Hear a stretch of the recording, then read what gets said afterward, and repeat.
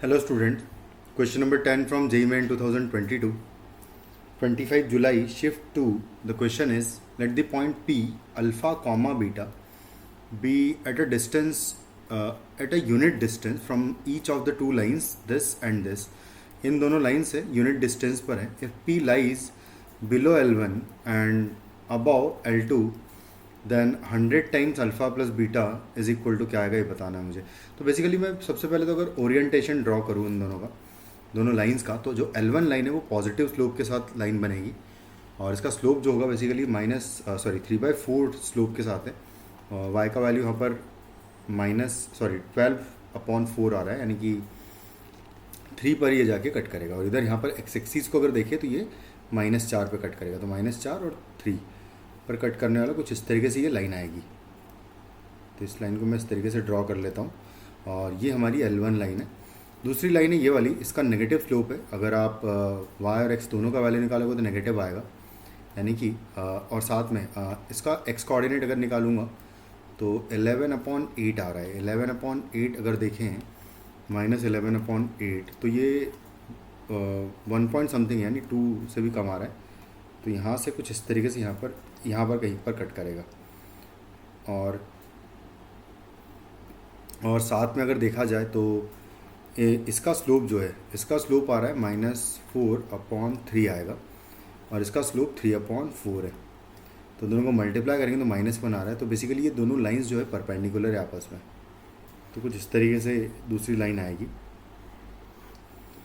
यहाँ पर परपेंडिकुलर है दोनों लाइंस. अब मुझे चाहिए क्या कि ये मेरी L2 लाइन है, ठीक है.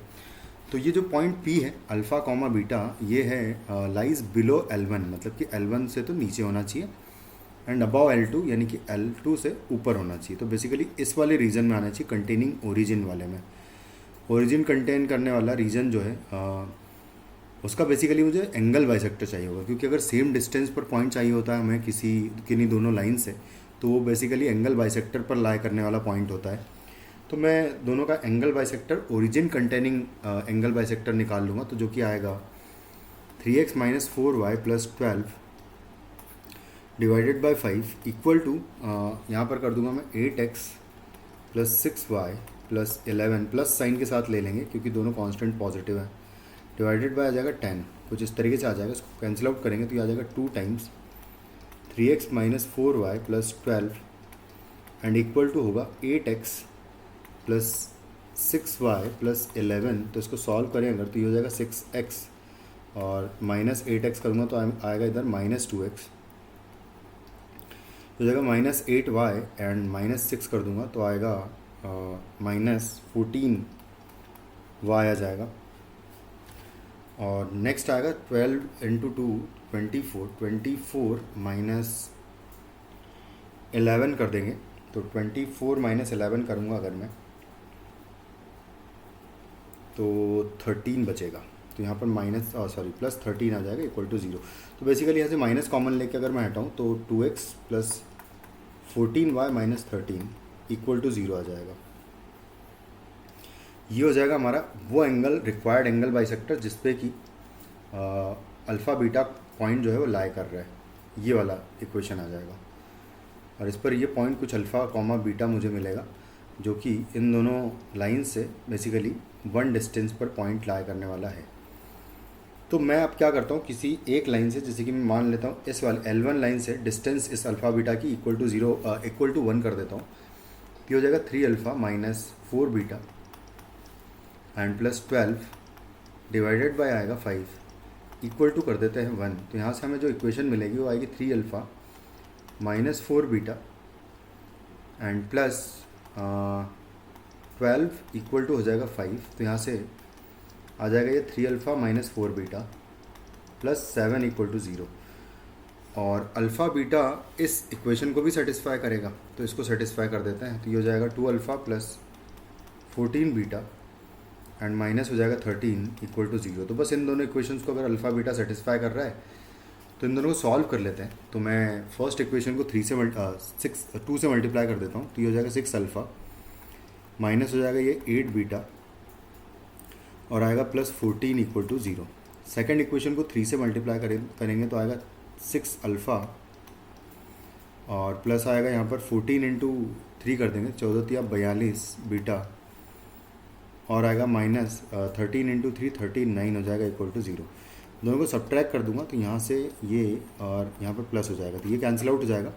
42 + 8 विल बी 50, तो -50 बीटा, एंड इन दोनों को ऐड कर दूंगा अगर मैं, तो 9 और 4 3 हो जाएगा, तो 3 और 5 तो प्लस हो जाएगा 53 हो जाएगा इक्वल टू 0। तो बेसिकली बीटा का वैल्यू 53/50 आ जाएगा।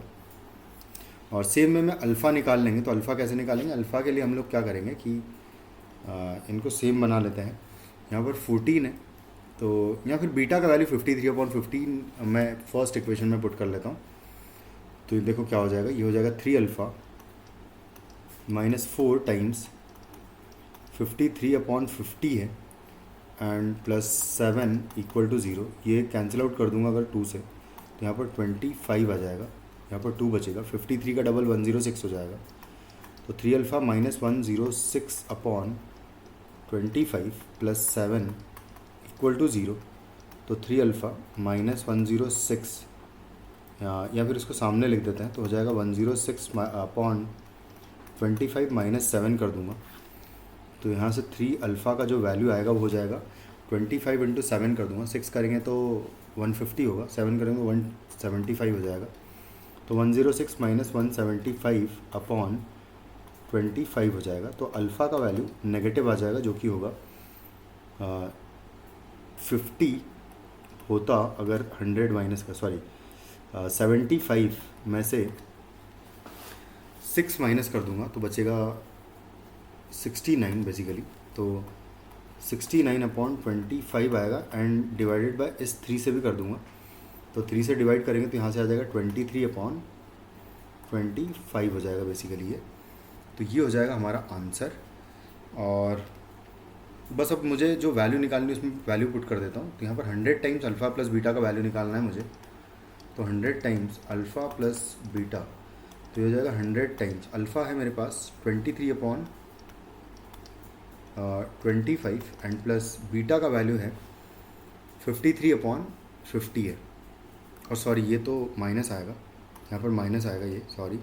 तो यहाँ पर मैं माइनस लिखूँगा, तो ये माइनस हो जाएगा, एंड बीटा का वैल्यू 53/50 है, तो यहाँ पर लिखूँगा 53/50, कुछ इस तरीके से आ जाएगा।